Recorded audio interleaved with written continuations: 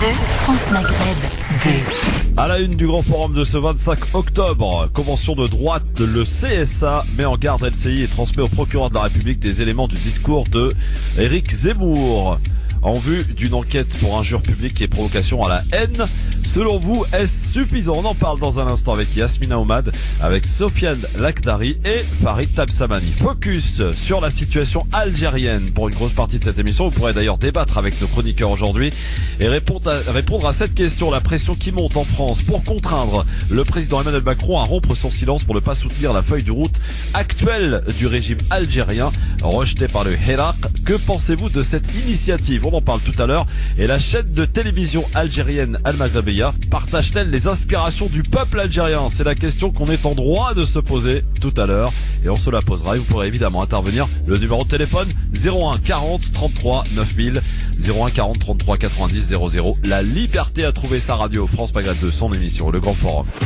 Le Grand Forum, Christophe Roux, 16h-18h, sur France Maghreb 2. Le Grand Forum, merci d'être avec nous en direct sur votre radio. C'est vendredi, ça sent bon le week-end. J'espère que vous allez tous bien. Nous sommes le 25 octobre et vous êtes bien sur France Maghreb 2 avec aujourd'hui mon ami Sofiane Lakhdari. Comment ça va, Sofiane? Ça va, Christophe, bonjour tout le monde. Bonjour Sofiane, bonjour Farid Tabsamani. Comment ça va? Farid, il arrive à l'heure aujourd'hui. Vous avez vu que je suis à l'heure. Waouh, ça, t'as incroyable. Merci, Laïbarfik. Bienvenue en tout cas mon Farid. Yasmina a un petit peu de retard, elle sera avec nous je l'espère tout à l'heure. Parce qu'on va consacrer cette émission une large partie à l'Algérie, parce que d'ailleurs cette semaine on m'a fait la remarque, oui vous parlez pas d'Algérie, donc il se passe des choses, etc. Donc on va se parler tranquillement, gentiment et calmement au 01 40 33 9000 pour essayer de comprendre ce qui se déjoue, ce qui est en train de se préparer. Beaucoup ne croient pas en la tenue d'élections au mois de décembre. D'autres, évidemment, en appellent de leurs vœux. On fera ensemble le bilan, mais encore une fois calmement, tout à l'heure dans cette émission. Et à ne pas louper aussi, c'est un nouveau rendez-vous. Ce sera 2 fois par mois. C'est signé Anissa Mziti qui nous fait sa revue de presse de l'actualité. Et je vous dis qu'un truc, vraiment soyez à l'écoute parce que c'est du grand art. C'est du Anissa tout craché, c'est-à-dire voilà, elle joue avec les mots, c'est extraordinairement bien fait. Je suis très fier en tout cas qu'elle soit ici dans cette émission. Vous l'écouterez à 17h30 dans son avis tranché. Et vous pourrez la voir en vidéo, parce que quand même on va pas s'en priver, à 18h sur la page Christophe Le Grand Forum et sur France Maghreb 2 bien sûr. Alors messieurs, pour commencer, et avant de parler de l'Algérie, on va parler de ce que tout le monde parle, hein, évidemment, parce qu'on ne pouvait pas passer à côté, c'est fameux Éric Zemmour. Convention de la droite, vous en souvenez, le CSA, le Conseil supérieur de l'audiovisuel, qui met en garde la chaîne LCI et qui transmet au procureur de la République des éléments de discours d'Éric Zemmour en vue d'une enquête pour injure publique et provocation à la haine. Selon vous, est-ce suffisant, monsieur Tabsamani? C'est le moindre. Pour moi, c'est la moindre des choses. Oui. On va dire que c'est le minimum. On parle bien du discours qu'il a prononcé dans la Convention de la droite. Absolument. Où il y avait Marion Maréchal Le Pen. Exact. Et ne pas mélanger avec son émission de télévision. Avec ses nouvelles sorties. Qui d'ailleurs. Qui d'ailleurs en fait a été recruté, enfin il a été recruté à la suite de cette convention là. Moi j'avais écouté, j'avais refusé de participer à cette convention. 2, lorsque j'ai écouté, pas en direct, mais j'ai écouté après son discours, franchement, en toute honnêteté, il a été très dur. Je pense qu'il a voulu marquer quelque chose de très lourd. Finalement, ça n'a pas pris, parce qu'en réalité, l'extrême droite voulait préempter une partie de la droite classique. Ça ne prend toujours pas. Et en tout cas, moi, je suis très content que le CSA, en tout cas, s'en est mêlé, parce que c'est ignoble. Et effectivement, dans la lettre du CSA, si je dis pas de bêtises, on fait référence, effectivement, au fait qu'il ait déjà été condamné. Oui. Donc, du coup, un potentiel récidiviste. Oui. Mais surtout, effectivement, ce qu'on lui reproche, c'est qu'en fait, cette haine, on n'est plus dans la réflexion. En fait, il y a 2 choses chez Éric Zemmour. On n'est pas forcément d'accord avec ce qu'il raconte, et notamment sur l'émission de télé. Et donc, du coup, il faut argumenter, il faut le contredire, il n'y a pas de souci. Mais et ensuite, il y a une frontière à ne pas dépasser, qui est l'appel à la haine. Et dans son discours, honnêtement, pour moi, la frontière, elle avait largement été dépassée. Et en tout cas, je suis très content que le CSA s'en ait saisi. Ensuite, mais ça ne suffit pas. Bah, c'est déjà pas mal. Il y a une enquête qui va non, mais c'est la question que je pose. Est-ce que cela suffit? Sur le discours, je pense que oui, ça suffit puisque maintenant le CSA s'en est saisi. Il faut savoir une chose, c'est que t'es assez bien placé, Christophe. Chaque radio, chaque média, radio, télé, etc., a une convention signée avec le CSA. Absolument. Donc, du coup, il y a un cahier des charges qu'il faut respecter. À la lettre. Plutôt à la lettre. Oui. Et du coup, lorsque vous êtes tanné, lorsque le CSA vous tombe dessus, je peux vous garantir, la première fois ça passe, la deuxième fois il commence un peu à rougir, et la troisième fois vous pouvez tout simplement perdre votre exploitation. Ouais. Alors, et du coup, c'est rarement arrivé. Hein. C'est rarement arrivé. Il faut vraiment pousser. Je crois qu'il me semble que c'était arrivé. Alors si je dis pas de bêtises pour une chaîne, alors vraiment à vérifier, qui était lié ou qui allait être lié avec le Hezbollah ou quelque chose comme ça. Mais bon, je pense que ça à vérifier ce que je viens de dire là. En tout cas, pour que LCI, parce qu'il faut savoir une chose, c'est que le LCI, c'est le groupe TF1 qui lui-même est le groupe Bouygues. Il faut savoir une chose, c'est que le groupe Bouygues, les médias en fait lui rapportent pas d'argent. C'est-à-dire que c'est un moyen de c'est comme CNews. CNews du groupe Bolloré, en fait, on gagne pas d'argent avec un média en réalité. Par contre, c'est un moyen de pression pour les autres affaires parce que ce sont des grands industriels. Et donc du coup, je peux vous garantir une chose, le fait d'être tanné par le CSA en disant attention, vous pouvez être assimilé à ceci, généralement, on fait attention à son image de marque. Ouais. Alors, c'est une machine à buzz, Éric Zemmour, hein, faut le dire clairement, Sofiane, parce que quand on voit ses dernières sorties à la télé, pas plus tard que cette semaine, avec sa petite bataille avec Bernard-Henri Lévy et avec sa sortie avec Marek Alter, avec Pupponi. Donc, vous voyez, le casting est Sifawi. Voilà, c'est extraordinaire le casting qu'on lui met en face de lui. Et puis là, ça, les débats sur CNews. Et le général Bichot, là, la dernière sortie quand même. Hein. Ça, c'est extraordinaire. Christophe, est-ce que avant de donner la parole à Sofiane, moi je les ai jamais écoutés. Par contre, j'ai écouté le débat qu'il avait avec Onfray. Ouais. Michel, Michel Onfray. Ouais. Alors du coup, je vous invite à le regarder. Vous avez clairement l'impression qu'en fait il redescend parce que quand il a quelqu'un intellectuellement posé et lourd, il peut pas devant dire lui, de bêtises. En fait, il dit moins de bêtises. Voilà, parce que moi, pour le général Bugeaud, juste pour les auditeurs qui nous écoutent, savoir une des phrases, c'est un des hommes de la politique de la terre brûlée en Algérie, parmi les propos du général Bugeaud. Et ouvrez les guillemets, le but n'est pas de courir après les Arabes, ce qui est fort inutile. Il est d'empêcher les Arabes de semer, de récolter, de pâturer, de jouir de leurs champs. Allez tous les ans, leur brûler leurs récoltes ou bien exterminer-les jusqu'au dernier. Et Monsieur Zemmour s'identifie au général Bugeaud. C'est ça être français. Et c'est ça être français et critique les gens qui se reconnaissent pas dans cette France-là. Alors Monsieur Zemmour, c'est gravissime quand même. Je veux dire, d'entendre des choses pareilles sur une chaîne de télé. Je vois que Farid est en train de bouillonner. Non, c'est pas ça. C'est inexcusable en vérité. C'est inexcusable. Non mais ça, en fait, c'est inexcusable. Pourquoi? Parce que il s'agit de la guerre d'Algérie et que c'est encore un élément de l'histoire qui est très récent. Et pourquoi? Alors, c'est pour ça qu'en fait Zemmour il est beaucoup plus malin qu'on le croit. Mais oui. Lui il sait pertinemment que quand il fait quoi? Sa défense c'est quoi? C'est de dire non mais en fait ça constitue le roman national. Et il se trouve, et donc je crois qu'il y a quelqu'un qui donne comme comparaison, vous savez, c'est comme quand on dit nos ancêtres les Gaulois. En réalité, le roman national, en fait, il est écrit depuis très très longtemps, et donc ça concerne moins les gens actuels. Malheureusement, sur la guerre d'Algérie, en fait, ça concerne les gens actuels. Donc du coup, en fait, c'est inexcusable. Par contre, dire la même bêtise sur quelque chose qui s'est passé il y a 500 ans, en réalité, ça va choquer personne. Ouais. C'est pour ça que c'est inexcusable. C'est parce que c'est quelque chose de encore très bouillant. Et il le fait volontairement. Il définit qui est français, qui n'est pas français. C'est-à-dire celui qui se reconnaît pas dans le général Bugeaud. On rappelle que le monsieur, il a parlé du maréchal Pétain. Il a vraiment. Bien sûr. Il a parlé comme quoi que le maréchal Pétain a sauvé les Juifs, alors qu'on nous a dit que c'était parmi la collaboration, l'histoire. Voilà. Il refait l'histoire à sa manière. Il occulte certaines choses. Moi, je trouve là-dessus.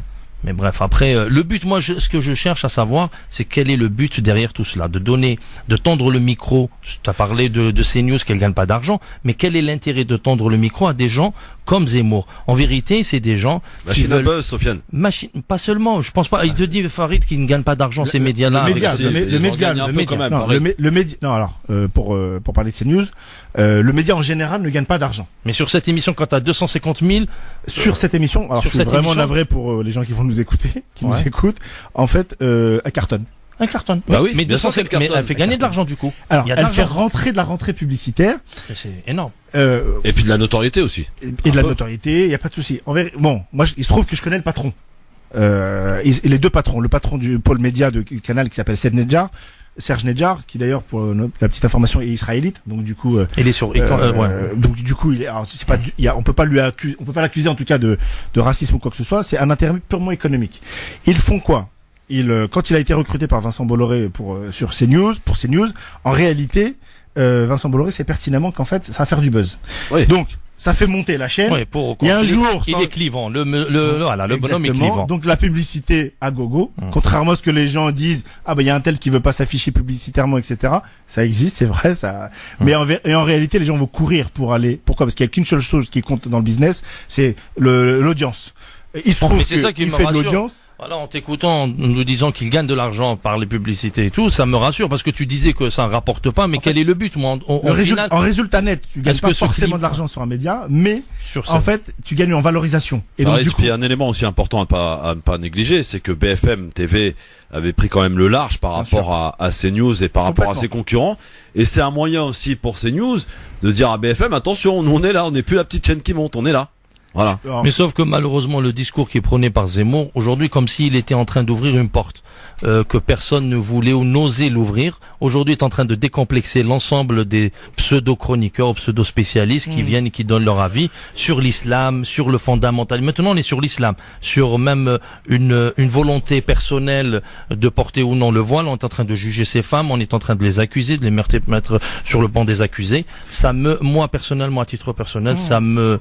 ça c'est gênant. C'est gênant non seulement, et on voit un climat nauséabond qui est en train de vraiment d'être nourri au quotidien dans ce pays. On nous parle de possible guerre civile. Il faut pas oublier le discours de monsieur l'ancien premier ministre, l'ancien ministre de l'Intérieur, Cazeneuve. Non, pas Cazeneuve. Gérard Collomb qui te disait qu'on vit l'un à côté de l'autre et on risque de vivre l'un face à l'autre. Mais c'est en fait en réalité c'est une dynamique qui existe déjà. En fait, elle est déjà actée. Mais il l'a nourri. En fait, là, alors c'est là qu'en fait, moi, ou bien il vient polluer le discours parce que tu peux pas lutter contre le fondamentalisme musulman ou le fondamentalisme islamiste où on est tous d'accord, il faut lutter. Il y a une idéologie. Je suis pas certain que tout le monde soit d'accord. Hein. Non, mais la majorité des Français de confession musulmane sont d'accord. En fait, la frontière, elle évolue énormément. Mais la manière avec laquelle est géré par Zemmour et compagnie, il vient polluer. En fait, il vient vraiment mêler. Déjà, les Français n'ont pas assez de connaissances et les médias ne donnent pas les éléments ou les outils pour comprendre la situation. Une personne ne peut situer la Syrie sur une carte géographique alors qu'on est impliqué mais les Antilles, juste les Antilles françaises. Non, mais surtout on parle du fondamentalisme islamiste. Les gens n'arrivent pas à comprendre comment on peut être les alliés de l'Arabie Saoudite ou du Qatar qui nous pensent cette idéologie mortifère et en même temps on vient incriminer une femme voilée ici en France. Sofiane, je suis très content que tu fasses référence notamment à la Syrie parce qu'en fait les gens oublient. Notamment les Français de confession musulmane, pas que les Français, mais enfin les gens de confession musulmane qui vivent en France, en fait, oublient quelques éléments. Les éléments, c'est que on est un pays qui fait 67 millions d'habitants, qu'on le veuille ou non. La France, ça n'est pas Paris. La France, c'est très très très très large. Comme l'Algérie n'est pas Alger. Plutôt Alger n'est pas Algérie. Voilà. La grande poste même. Petit clin d'œil, on commence, ça y est. Donc du coup, qu'on le veuille ou non, là, les gens ont une perception des choses très faussée, je suis d'accord, mais en fait, elle existe, la perception. Et il faut pas oublier, c'est que jusqu'à il y a pas très longtemps, vous avez des familles, même des gens, même parfois, on est même parfois concernés, parfois même dans des gens qu'on connaît, qui sont partis faire le combat, le djihad, en Irak et en Syrie. Donc, on peut pas faire comme si tout ceci n'existait pas ou quoi que ce soit. Mais qu'on mette les choses bien sur la table et on discute. Mais je dis la manière dont ça a été. Ça a commencé avec Monsieur Blanquer, le ministre de l'Éducation nationale. Non, c'est bien au-delà. Les sorties médiatiques de certains, comme Barbara Lefebvre, ou comme Lazare Habitant, Castaner. Le maire. Sofiane, en fait, là, on mélange deux choses, à mon avis. À mon avis, on mélange la laïcité et le combat contre le fondamentalisme. Moi, je parle du combat contre le fondamentalisme. Voilà. Parce que Zemmour, il parle du combat contre le fondamentalisme en mêlant des femmes voilées. Non, mais lui, il a une technique. On a parlé de lui. Lui, il est pas là pour faire réfléchir les gens. Lui, il est là pour emmener tout le monde dans son discours à lui, qui est plutôt extrémiste. Pourquoi? Parce que en réalité, il a compris qu'en fait, il n'y avait pas que lui. Au-delà de Zemmour, une partie des Français ont compris qu'en fait, ils ont compris maintenant. Ils ont compris quoi? Ils ont compris qu'une partie des enfants post-immigration ne se sont pas intégrés. Moi, je suis contre la notion même d'intégration. Pourquoi? Parce que quand elle a été créée... Non, même maintenant, il parle plus d'intégration, il parle d'assimilation. Et en fait, la France a toujours été assimilationniste. En fait, la vérité, c'est ça. C'est que les gens ne le savent pas, c'est que la République française, face à ces minorités, quel que soit dans l'histoire, que ce soit les Arméniens, que ce soit les Juifs, les Italiens, les Italiens, tout ce que tu veux, ont toujours été assimilationnistes. Parfois dans la violence. Les Juifs, par exemple, le Concordat, etc. Le Napoléon, en fait, les force de manière très violente. Alors, dit, vous êtes juif, vous êtes français. C'était 30 000, ouais. Ils étaient 30 000 à l'époque, ouais. Ils étaient effectivement. Il fait référence aux 30 000. Voilà. Le problème, c'est que la gauche des années 80, en fait, n'a pas donné la vérité. C'est-à-dire que quand ils sont, elle nous aurait menti. Mais en fait, le gros problème de tout ce que l'on vit, c'est qu'en fait, comme on nous a menti au début des années 80, 30 ans, 40 ans après, c'est compliqué de dire aux gens, en fait, on s'est trompé. Mitterrand, mensonge. Non, alors du coup, on se retrouve en tant que victime. Exactement. Mais le problème, quand on parle d'assimiler une population qui vient d'intégrer un territoire, il faut lui donner les conditions, non pas les ghettoiser. C'est pour cette raison, c'est pour cette raison qu'aujourd'hui, des gens comme Zemmour veulent dégager la responsabilité des hommes politiques qui ont géré le pays. C'est pour ça que Zemmour est très mauvais. Non, mais je te dis, mais le fait de lui tendre le micro et lui donner un aura, lui se victimise comme quoi qu'il est boycotté. Mais on a de l'autre côté alors qu'il anime une chronique sur RTL, alors qu'il travaille sur le Figaro, etc. Il arrive à habiller, voilà, il arrive à s'habiller en tant que victime et quand les gens le boycottent, alors que vraiment. Monsieur, il y a une manifestation. Paris Première aussi, par exemple. Manifestation à l'appel de Eliès de Islam et Info qui fait appel à un rassemblement le 2 novembre devant les locaux de CNews. Est-ce que c'est un bon moyen de faire pression? Moi, à titre personnel, vas-y. Non, moi sur boycotter, moi je pense qu'il faut pas boycotter, aller devant. Ça sert à rien. Moi, je pense que Zemmour n'est que l'émanation de ce qui risque de nous arriver par la suite. Il est en train d'ouvrir une porte de discours haineux qui va de plus en plus. Avant, les gens mettaient quelques guillemets. Non, je suis pas contre. Non, tu vois un conseil municipal de Clichy. Voilà, aujourd'hui, il faut qu'on sache. Qui appelle à couper la tête des femmes voilées quand même. Voilà, c'est le conseil municipal. Non, mais d'accord. Non, mais je veux dire, aujourd'hui, on a des langues qui se délient. Aujourd'hui, Farid Sofiane, ami auditrice auditeur, d'insulter ou comment dirais-je, d'insulter, de provoquer un musulman, ça ne relève plus. Mais c'est pour ça que je suis en train de te dire. Difficulté, c'est plus. Aujourd'hui, avant, ils mettaient des guillemets, ils te disaient soit on a des amis musulmans, soit ils te disent je n'ai rien contre l'islam, mais contre l'islam. Mais maintenant, c'est l'islam en lui-même. Toi, c'est pas pareil. Maintenant, comme Yves Tréhard, il te le dit clairement, je déteste cette religion. Voilà. Quand je vois une femme voilée d'un bus, je descends. Et ça, c'est un nom. En fait, tu n'as pas le droit de t'en prendre. Pour faire une bonne omelette, faut mélanger les œufs, mon cher Farid. Tu n'as pas le droit de t'en prendre et les gens qui sont agressés physiquement, verbalement, en tant que musulmans, ont le droit de se défendre. Oui, mais comment? Mais malheureusement, dans ce pays-là, la notion intellectuelle, parce que nous, on voit ça comme une religion, parce que nous, on croit en Dieu. Mais, d'un point de vue juridique, en fait, c'est une philosophie intellectuelle. Et donc, du coup, tu as le droit de ne pas l'apprécier. Ouais. Tu comprends ce que je veux te dire? Mais, par contre, les gens, parce que en fait on mélange les musulmans et l'islam, c'est deux choses différentes pour moi. Il y a les individus et quand ils sont attaqués, quand ils sont agressés, etc. Non, ils ont le droit de se défendre. Et il faut surtout qu'ils se défendent parce que c'est injuste. Par contre, critiquer l'islam en soi, critiquer la religion, etc. c'est même très plausible. Et c'est pour ça que moi je suis contre la notion d'islamophobie. Parce que la notion d'islamophobie, quand on est musulman, qu'on a je veux pas vous rappeler ici, Iqra, la première quand même obligation pour chacun d'entre nous, pour ceux qui sont musulmans, c'est quand même de réfléchir et de se dire où est-ce qu'on est. Et la difficulté, et celui qui a subi pour moi la plus grande islamophobie et sur lequel on pourra jamais lutter de toute manière, c'est le prophète sallallahu alayhi wa sallam. Il a subi ce que nous ne subirons jamais dans nos vies. Ouais. Mohamed qui nous appelle de Lyon. Bonjour Mohamed. Bonjour Christophe, ça va? Écoute, ça va avec la fine équipe là, on est bien. Hein. Ah, ça fait un bail, putain. Ça me fait plaisir de vous avoir. Bonjour Sofiane. Bonjour Mohamed, ça va? Bonjour Farid. Je vous appelle, voilà, pour mon avis en fait. Moi, je pense que les gens se cachent derrière l'islam. Je pense que, je sais pas que tu l'avais dit, que c'était un racisme déguisé en vérité. Tu as raison Sofiane, sur le fait que on a ouvert des portes. Moi, ce qui m'inquiète, c'est la prochaine porte.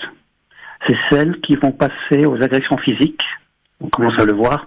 C'est déjà arrivé, une femme voilée qui a été poignardée en plein centre-ville à Orléans. Voilà. Moi, je pense que Zemmour, derrière lui, il y a des gens très importants et très puissants. Parce que si on le laisse faire, parce que il a été condamné, c'est un délinquant, tout le monde connaît l'histoire, et il est là, librement, limite, voilà, j'en ai rien à foutre de ce que vous pouvez penser, j'ai peur de personne. Ça veut dire tout simplement qu'il y a des gens derrière lui qui le laissent faire et qui sont d'accord avec lui. Maintenant, qu'est-ce qu'on doit faire? Évidemment que la voie juridique, elle existe. La masse, elle doit être, elle doit être présente, c'est-à-dire aller manifester devant les locaux. C'est-à-dire, on doit emprunter les mêmes techniques que, vous savez, on critique souvent cette communauté-là, la communauté juive, qui, à chaque problème, à chaque émission, avec laquelle, quand ils sont pas d'accord, ils vont directement en face des chaînes, en face des directeurs, ils interpellent, etc. Donc moi, je pense que ça sera pas suffisant, parce que ça va tellement loin, les attaques haineuses, parce que moi, il faut voir sur les réseaux sociaux, on est tous présents, Sofiane, toi, etc. Je veux dire, les gens, ils te disent clairement, oui, je suis raciste, je suis facho, et alors, voilà, dégagez. Même pire que ça, Mohamed, ils te le disent, et en plus, ils influencent quand même que la fachosphère. Exactement, sur Twitter, Sofiane, Farid, Mohamed, ils ont réussi à faire changer d'avis. Non, ils ont en vérité normalisé ce discours. Oui, non, mais ils ont surtout influencé le politique, et ils l'ont fait céder sur certaines choses, voire même annuler des programmes à la demande de la fachosphère, hein. Mais l'inverse aussi. Comment ça, l'inverse aussi? Donc, là, le président de la République est sorti. Ouais. Mais il est sorti pour qui? Pour la fachosphère ou pour les musulmans? Pour le climat nauséabond qui est. Alors attends, lui, il a appelé à l'apaisement alors que c'est de son rôle. Mais c'est parce que c'est pas son gouvernement aussi qui est directement impliqué par Blanquer, par le maire. Mais et je vais vous dire, je vais vous choquer. Oui, Blanquer, il n'est. Je parle uniquement de la déclaration de Blanquer. Ouais. Il dit un truc.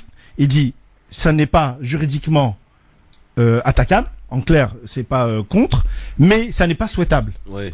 Quand il dit ça, en fait, et quand il qu'il appelle à dénoncer les enfants, et ça c'est condamnable. C'est le discours. Mais Castaner qui te fait la liste des signes. Mais ils savent pertinemment. Mais qui leur fait la liste, par exemple? Vous vous souvenez de cette du document de l'université de Cergy-Pontoise? Oui. En fait, tout le monde leur est tombé dessus. C'est un document qui était vieux. Premièrement, et c'est un document qui émane de spécialistes de la lutte contre la radicalisation, eux-mêmes musulmans.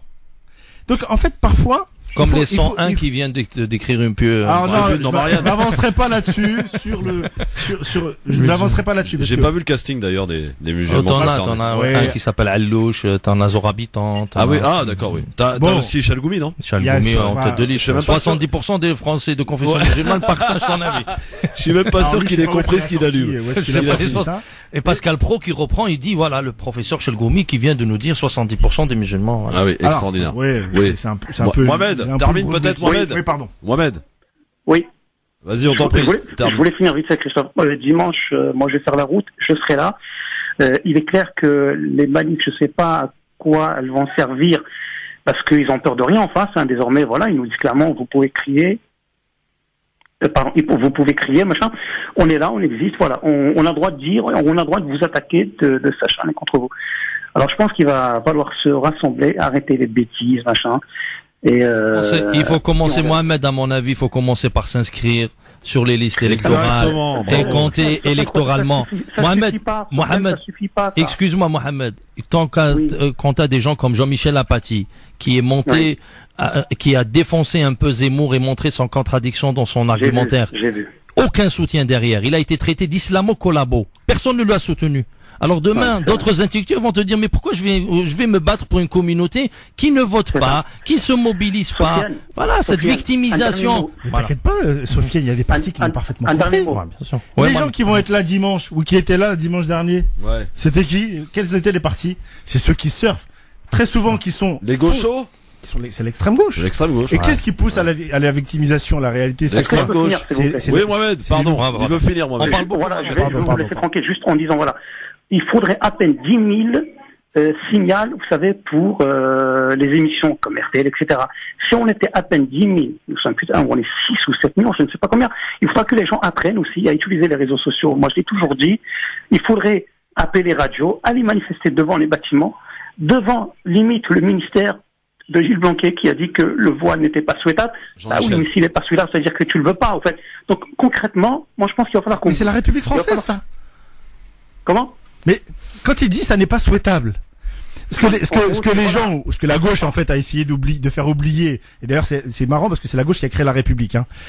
Mais c'est le principe même de la République française, c'est qu'on efface tout signe extérieur de religiosité.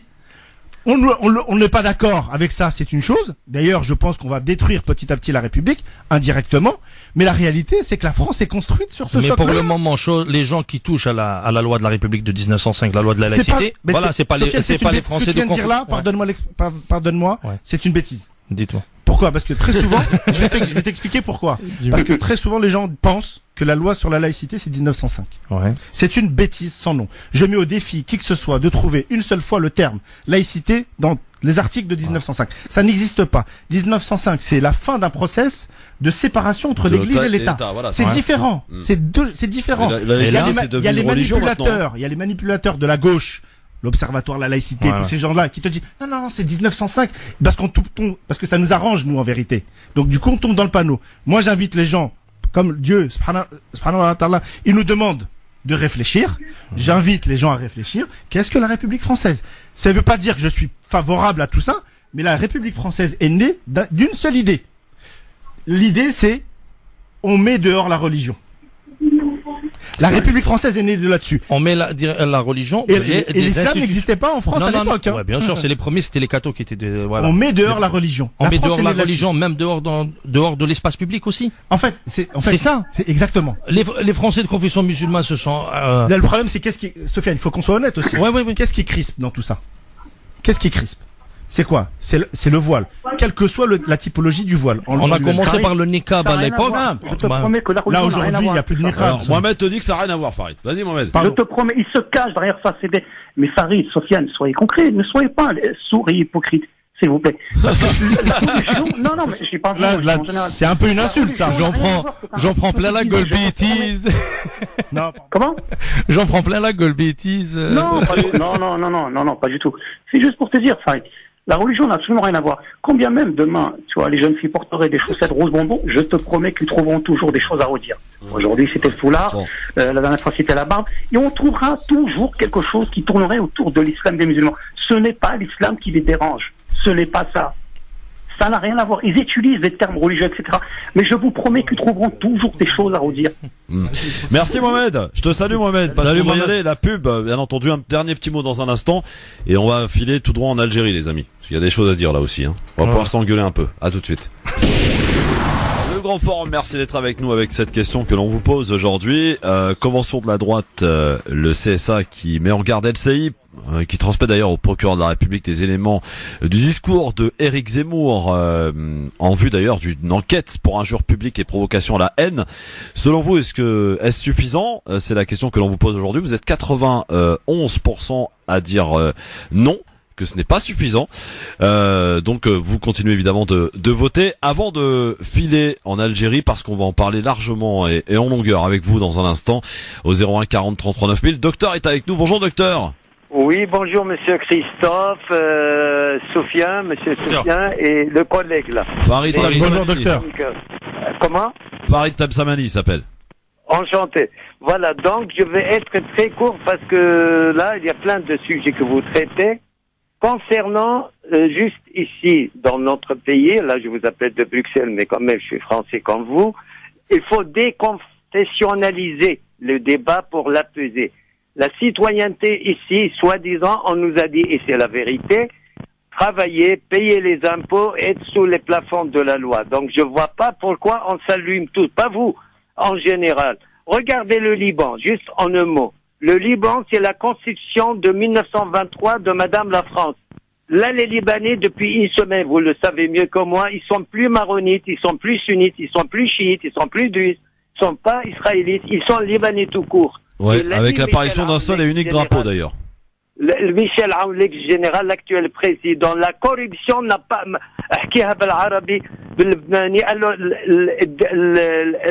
La corruption, j'ai oublié la corruption. Sophia, aide-moi ce que c'est la corruption. La corruption, vous savez, en la arabe. corruption, ni confession ni religion. Ouais. Donc je vois pas pourquoi on est en train d'amener ici les gens les uns contre les autres. Donc il faut laisser les problèmes ailleurs. Là c'est très bien, vous allez traiter l'Algérie, il y a plein qui sont d'origine algérienne, d'autres libanais, d'autres syriens. Là pour le moment, il faut plus, chacun est libre pourvu que l'espace public soit pour tout le monde. Ça c'est côté là. Bon, revenons à la Syrie, juste un mot. je vous informe, du Docteur. jamais vu. Docteur, le mot c'est El-Fassad, ouais. Comment الفساد عم المجتمع وعم السياسة. Voilà, c'est بعد المجتمع عن السياسة. Maintenant, juste pour la Syrie, du jamais vu depuis 1945, les Russes, il y a 300 arrivés policiers russes, là vous allez vérifier militaires, qui sont venus de Tchétchène, l'armée américaine, l'armée de Bachar, l'armée Erdogan, tout le monde ensemble dans un imbroglio impossible pour les hommes pétroliers. Donc c'est pour docteur, vous dire, docteur. il faut plus mélanger les choses, pas vous. Non, En docteur, on général, mélange pas. Chacun maintenant, il doit être sur le plafond de la loi chez nous en Europe. Voilà, les musulmans sont des citoyens comme les chrétiens, comme les juifs, comme les animistes, comme les gens qui n'ont pas de religion. Il Ouais. faut plus s'enflammer et respecter son proche. Est-ce qu'on peut ce que poser- j'allais est-ce que- dire. est-ce qu'on peut poser la revient question? Oui, là, oui, et bien sûr. surtout- Docteur, Il Oui, a- je vous Sofiane, écoute. Sofiane nous pose Juste une question. en réponse courte, docteur, on va profiter de votre présence sur la Je radio. vous Juste, écoute. voilà, Je sur le t'écoute. Liban, parce que j'entends un peu un certain optimisme suite à ces manifestations contre la corruption. Sauf Oui. que, est-ce que, comme dans tous les pays arabes, on a vu une des récupérations politiciennes de certains partis, est-ce que vous craignez pas le pire pour le Liban suite à la récupération de certains courants comme Ja'ja et comme Jean Blas et compagnie? Ben voilà, donc la bonne question, on reviendra une deuxième fois, et bien évidemment.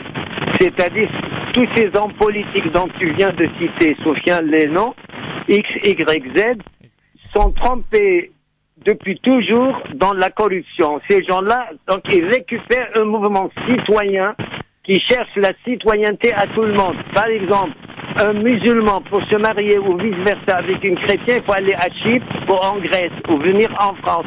Il n'y a pas de citoyenneté. Mais Ah oui.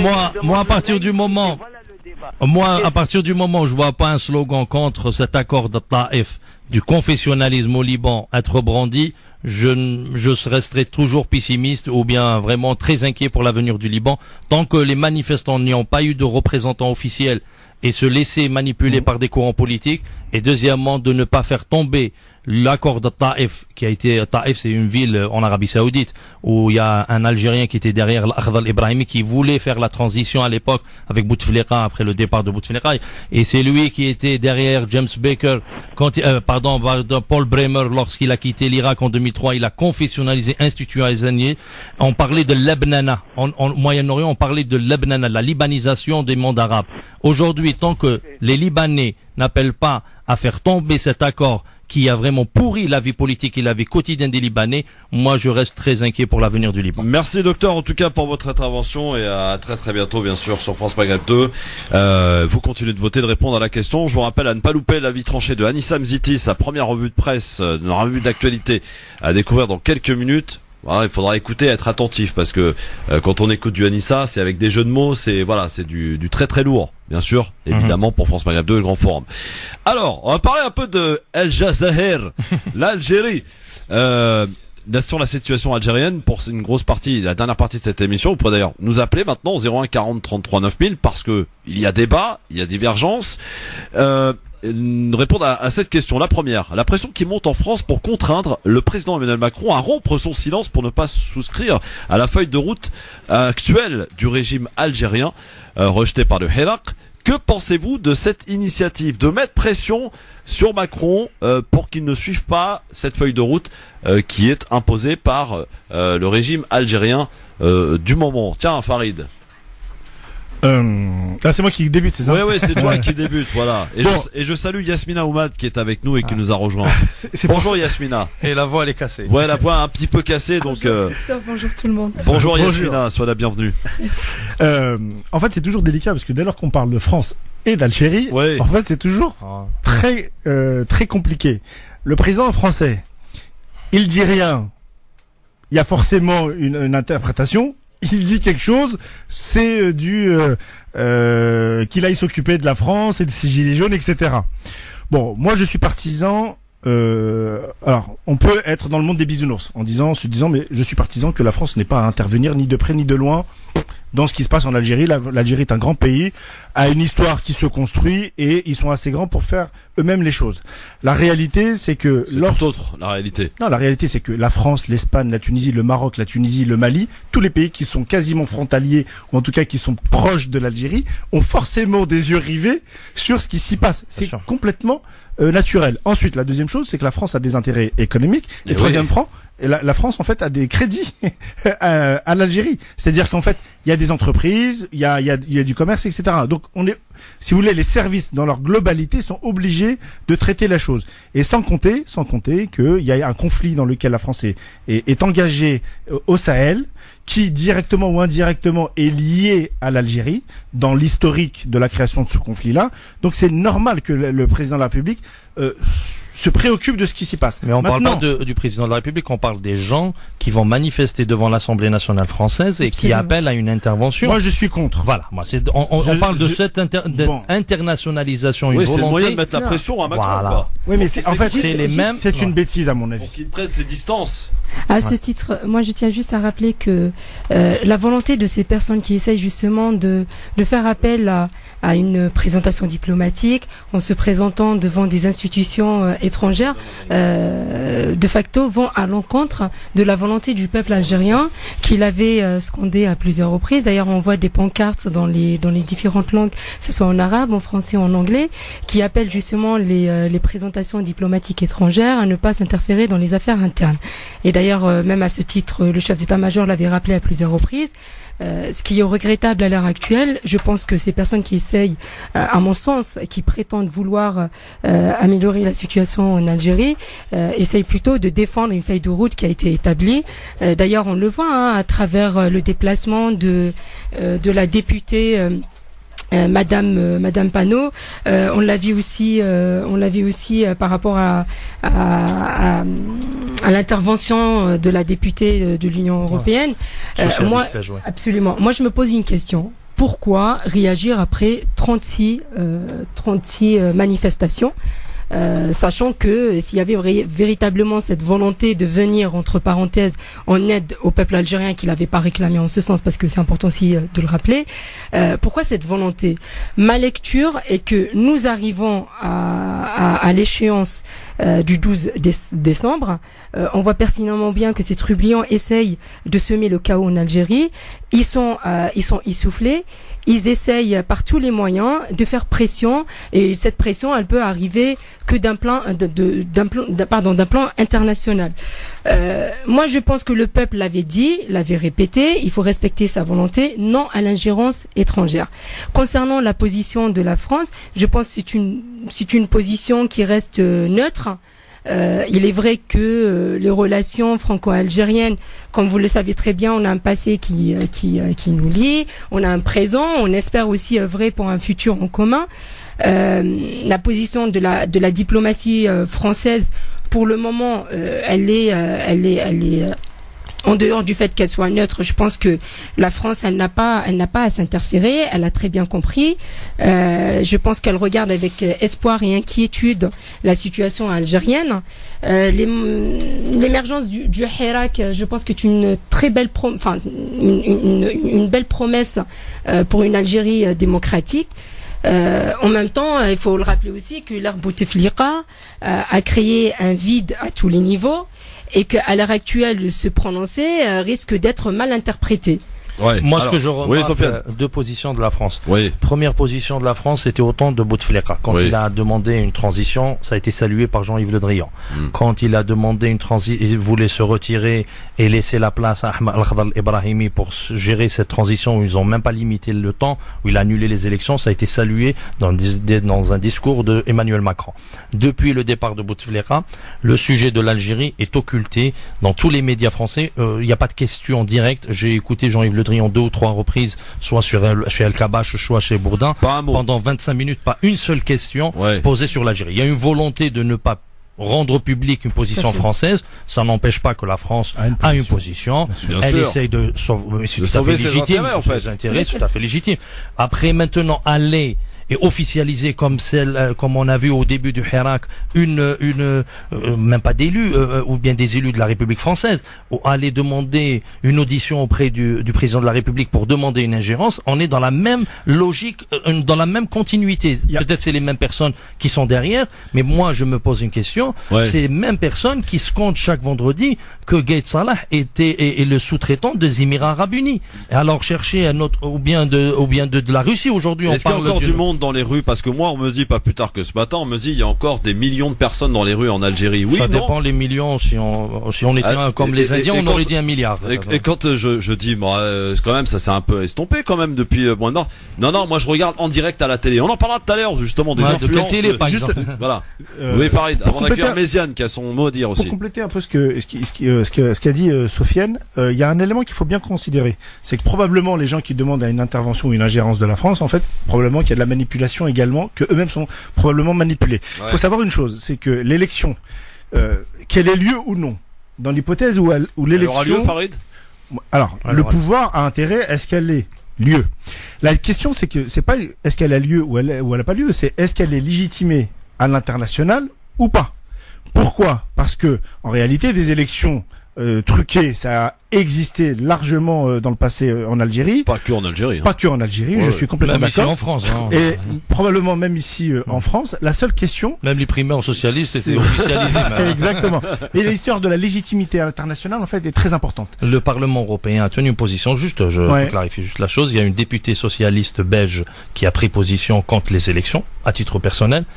Federica Mogherini, la porte-parole de la Commission européenne, a porté un élément comme quoi qu'elle est pour des élections et pour passer cette transition avec des élections libres et démocratiques. Mais ça ne suffit, en fait, le principe de l'élection ne suffit pas. Vladimir Poutine a annoncé, t'as l'ambassadeur des États-Unis qui a fait une déclaration il y a 2 jours, demandant clairement ou appelant presque à une stabilité, à passer cette transition de manière rapide afin que les investisseurs étrangers ou américains particulièrement peuvent venir. Bah oui, rassurez, savoir à qui on parle quand même. Là. En fait, si vous voulez. Surtout quand on parle de printemps arabe, quand on parle de printemps arabe, on parle du chaos syrien, on parle du Libanais, etc. Je sais pas si tu es d'accord ou pas avec ça, mais en vérité, une élection, même si elle est mauvaise, on sait qu'elle est là. On peut toujours corriger par la suite, etc. Le fait de ne pas avoir d'élection, c'est une catastrophe. En fait, ça donne un autre signe. C'est un vide constitutionnel. Et ça, alors c'est une question, hein.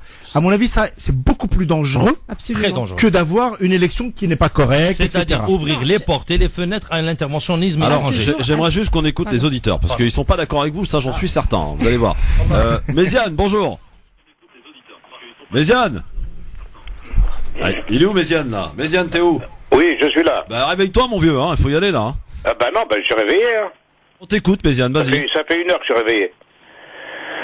Alors voilà, salam alaikum d'abord. Bonjour, la républicaine française, bonsoir. Alors, oui, bonsoir. Qu'est-ce que je veux dire? Je crois que le problème, c'est que la France ne doit pas s'ingérer, bien entendu, mais elle s'ingère d'une manière différente. Elle s'ingère d'un point de vue... Elle est en train de signer des contrats avec les sociétés Total et d'autres, et plein d'autres, des sociétés pour les hydrocarbures. Ils ont fait, il y a quelques jours, là, au Parlement, alors que le peuple est à 80% dans la rue. Comment on peut signer avec 20%, excusez-moi, juste à qui n'est plus légitime? On va signer des contrats, c'est une façon détourner de dire voilà, je vous soutiens. Alors, oui, t'entends bien sûr, Yasmina. Alors, monsieur, bonjour, Méziane. Bonjour. Alors, juste à titre d'information, vous avez énuméré 80% de la population dans la rue. Oui. Oui. D'accord, très bien. Sur quelle base? D'après les gens des informations que j'ai, qui viennent du bled, et puis même d'ici, des journalistes. Tout à fait. Alors, d'investigation. Il y a une chaîne qui a été supprimée, là, qui a été interdite de diffusion en Algérie. El Marabia. Ouais. Marabia. Pourquoi? Parce que c'est une chaîne qui fait des reportages, qui est opposante depuis 8 ans. Elle existe depuis 8 ans. Et d'une manière, c'est-à-dire non légale, d'une certaine manière, par un détournement de je ne sais quelle façon, enfin je sais pas comment l'exprimer, Ils ont supprimé la diffusion pour le peuple algérien. C'est de l'information, c'est pas autre chose. Alors, monsieur, si vous permettez, là, vous abordez deux sujets différents.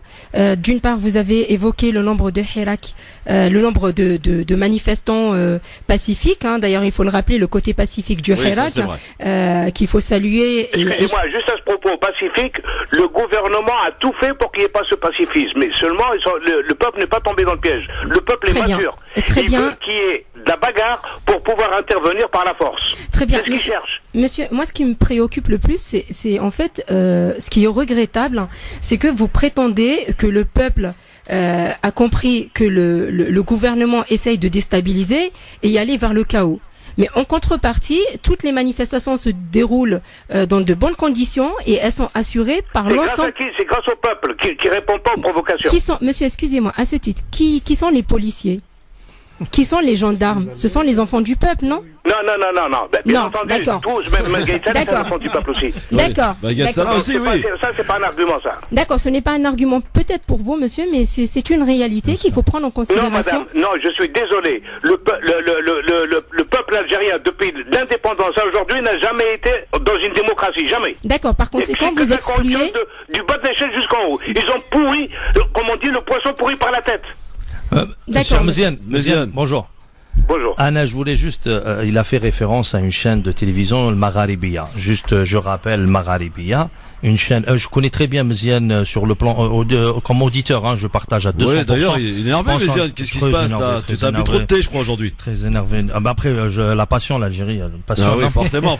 Ouais. Forcément. Alors après, je pense que Méziane partage mon avis sur la guerre en Libye, sur la guerre en Syrie à 80%. Sur certaines positions de l'Magharibiya qui étaient... Sofiane, je suis d'accord avec toi. Voilà. C'est pas une référence. Si tu permets. Je suis d'accord avec toi sur plein de positions, mais sur l'Algérie, non. Non, mais on est d'accord. Voilà. Il te le dit. Non. Mérite d'être clair. Il est pas d'accord avec toi. Voilà. 200%, il n'y a aucun souci. Sur l'Algérie, je suis pas d'accord avec toi. Anna, oui, très bien. Moi, je suis pour des élections pour sortir de la crise. Ça veut pas dire qu'on va régler tous les problèmes. Là, ta solution, Méziane, en tant que Méziane personne. Moi, parce que je parle pas du Hirak, parce que le Hirak, il y a plusieurs courants politiques. Tu vas pas me contredire. Il y a le RCD, il y a le FFS, il y a le Parti des travailleurs, le PT. Il y a un point commun dans tous les mouvements, avec tous les partis, tout ce que tu veux. Ouais. Hein, c'est comme dans tous les pays, et même dans une famille, on n'est pas toujours d'accord sur tous les points de vue, sur la gestion du pays. Mais toi, Méziane, Allah yakhalik. On est d'accord par ta sagesse. Ils doivent partir. Méziane, qui ça? Ils doivent partir. Il a dit, on est tous d'accord. Mais comment? Méziane, ça. On va pas s'énerver. C'est des élections. Eux, c'est le voleur qui devient juge. Mais attends, Méziane, dans tous les pays, Méziane, c'est quelqu'un d'un certain âge avec beaucoup de sagesse. Il s'exprime souvent ici. Il sait pertinemment que en Amérique latine, la transition, elle s'est faite avec l'armée, pas contre l'armée, que ce soit en Argentine, que ce soit au Brésil. Le peuple algérien n'est pas contre l'armée, il est contre ces dirigeants qui comment on appelle ça, qui sont une mafia, des généraux. C'est un gouvernement de mafieux. C'est pas un gouvernement, ces gens-là. Ils travaillent pas pour l'Algérie. D'accord. Méziane. Le constat, on est tous d'accord. On peut être vraiment plus ou moins nuancer nos propos. Ils peuvent pas organiser les élections. On est tous pour des élections. Je vais donner les élections à monsieur. Attends. Par les mafias. Méziane, je vais donner les élections aux gens qui ont participé à toutes les élections antérieures. Bouchachi, il a été élu au Parlement algérien. Tous, ils ont participé. Le RCD, il a des députés au Parlement algérien. Le FFS, il a des partis. Et à ce titre, ils ont même des élus. Ils ont tous signé à ce titre la loi des hydrocarbures, monsieur. C'est une chose que vous avez manifestée. Non, c'est le Parlement qui a signé. Monsieur, le Parlement, il est composé de députés. Il est plus légitime. Comme à partir du moment où il y a 40 millions d'Algériens qui sont dans la rue. Non, il n'y a pas 40 millions. C'est fini, ça. C'est Méziane, il n'arrive pas à voir que le Hirak d'avant n'est plus le Hirak de maintenant. Les millions que tu as vus au départ ne sont plus les mêmes. Maintenant, ils ont été récupérés. Ils ont asséché ce mouvement, malheureusement. Ils ont refusé. Méziane. Vous avez vos positions, j'ai les miennes. Méziane. Donne-moi la sortie de crise. Que les élections soient faites par une transition, mais pas organisée par cette mafia qui nous a menés dans le mur depuis des années. Même la transition, monsieur, sera organisée en partenariat, enfin je dirais pas en partenariat, mais nous voyons dans l'obligation, même pour une transition, de trouver le moyen d'avoir un consensus avec l'institution militaire. C'est-à-dire, à un moment donné, monsieur, moi je comprends parfaitement votre désarroi. Vous avez parfaitement raison de relever que la situation, depuis un moment, malheureusement, elle perdure et que le peuple algérien est fatigué et qu'il est temps de trouver une solution. Mais Ah oui, faut qu'on y aille, là. J'ai la Mais pub. vous Là, savez Hafdak que Méziane. le peuple est pacifique. Oui, Méziane, on a bien compris. En tout Derrière cas, Méziane. on n'arrivera pas à vous mettre d'accord. Derrière Méziane, derrière Méziane. Ouais. Je finis. Non, tu finis pas, ça y est, moi j'ai la pub, C'est moi, bon. Méziane. Et tu sais, On va te contrer par c'est après. beaucoup plus important que le discours de Méziane. Pardon, hein, excuse-moi. Faut qu'on fasse rentrer de l'argent dans À la très caisse, bientôt, mon vieux. Méziane. Anissa Mziti à suivre aussi dans un instant. Et vous continuez d'appeler. C'est bon qu'on se parle quand même. Il est bon qu'on se parle. Et l'émission, le Grand Forum, elle est là pour ça. Farid, il est moins bavard, hein, pour le coup. Non, Ah, non, c'est pas ça. Non, non. oui, Justement, t'as raison. reste silencieux parce que c'est là. Exactement. À tout de suite. Le Grand Forum, et il y a débat même en dehors de l'antenne. C'est magnifique. Avec Farid Tabsamani, qui est dans l'intelligence économique. Voilà. Notamment. Entre autres. Sofiane Lakdari. Ouais. Il est partout, lui, Sofiane. Domaine médical. Dans le médical, absolument. Dans le médical, il en faut. Et Yasmina Omad, qui est journaliste, avec nous sur France Maghreb 2. Vous l'avez compris, il y a quand même beaucoup d'auditeurs qui se posent beaucoup de questions quant à l'organisation d'élections par ce système, parce qu'il est bel et bien là encore ce système. Et beaucoup se disent, il n'est pas question. Et beaucoup me disent d'ailleurs, il n'y aura pas d'élection. 90% n'iront pas voter. Ceux qui te disent que 40 millions sont encore dans la rue. Par exemple. C'est les mêmes qui tiennent ce discours-là, malheureusement. Ouais. Alors, Et à ce titre, on invite ces gens. Pardon, vas-y, je t'en prie. Et à ce titre, moi, j'invite ces gens-là, justement, qui s'opposent à cette alternative qui me semble l'unique alternative pour une sortie de crise, de nous proposer leur solution. Ouais. Alors la solution, c'est la constituante. Je crois que c'est ce qui revient. Même pas, non, absolument pas. Ils te disent Absolument maintenant pas. les élections, mais pas maintenant. Absolument. Ah d'accord. Et C'est le discours à changer. et qui gère le pays en attendant?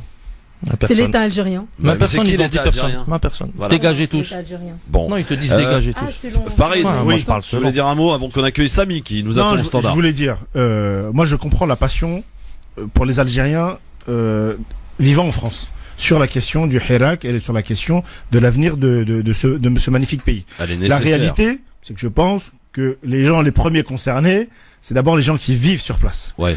Premièrement, les gens qui vivent et qui ont, parce que les gens, on ne le dit pas assez, vous avez des tas d'entreprises qui ont fermé. Vous avez des gens qui sont sans salaire aujourd'hui en Algérie. Faut dire Tout aussi à fait, la tout à vérité fait. aux gens. C'est que c'est bien beau d'avoir des discours depuis Paris, de la France, etc. Mais vous avez des gens qui commencent véritablement à souffrir, qui sont en Algérie. Je dis pas que il faut tout accepter. Il faut quand même aussi avoir l'honnêteté de dire que le nombre de gens qui ont été incarcérés est pas des moindres. Hier, par Pas exemple, des petits quand même. il y a 2 jours, il y a le bras droit du général Toufik qui s'appelle Jabbar Mhanna. Quand tu citais son nom, c'est le gens avaient patron peur. du square d'Alger. La terreur. C'est de la terreur, c'est le gars, c'était le Bon. bras droit. Bref. Hein. D'accord. Il y a peut-être du Tribunal cinéma, il y a- militaire. mais c'est pas rien tout ça. Donc, à un moment donné, soit on réfléchit effectivement quelle est la meilleure situation, la solution pour que tout le monde sorte grandi de cette expérience-là Tout à fait. et faire avancer le pays dans le bon sens, soit on essaye de tout casser. Et le problème de tout casser, entre guillemets tout casser, c'est qu'en fait on ne sait pas comment ça se termine. Voilà, c'est C'est ça. aussi simple que on a, ça. On a des exemples. Enfin, on a des exemples à travers le monde, Farid. La radicalisation n'a jamais mené à quelque chose de Non, bien. Hein. La radicalisation pense dans que- les propositions, malheureusement, on est dans une position Alors- radicale. Même le dialogue, il y a eu de... Pardon, on va laisser... Je vais laisser Ouais, Samy ouais. s'exprimer, qui nous attend depuis Paris. Bonsoir Samy. Oui, bonsoir Christophe, bonsoir à tout le monde. Bonsoir. Sahitou salam alaikum, Azul Fillaoun. Azul Flek. Azel Felak. Donc moi je vais faire une petite intervention vite fait, comme ça on laisse le temps aux autres. On va pas rentrer dans la guerre des chiffres là que ça commence à faire. On va dire que c'est une phase transitoire peut-être, cette histoire de d'élection, tout ça on verra le jour J.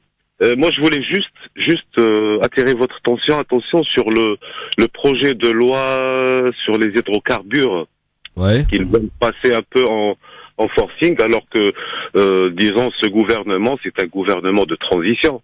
Il est un peu plus ou moins légitime. Et cette loi, que Bouteflika lui-même, il n'a pas pu passer.